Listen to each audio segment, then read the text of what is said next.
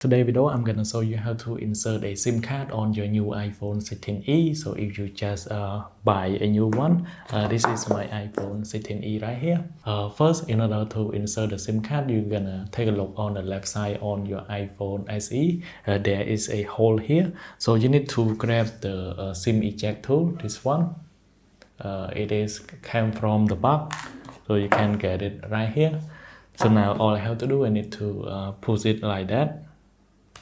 Okay, and I should be able to take this one out, and then you're gonna put the SIM card. So I got the SIM card right here.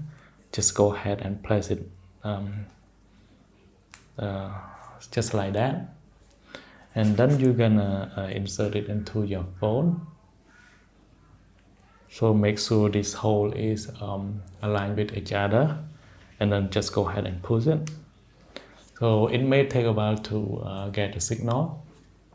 Now let me pull down the control center. Okay, let's wait like a few seconds. And now we have the signal, as you can see. So right here. So that's it. Thanks for watching. I hope you like this video. Then I will see you guys in the next one.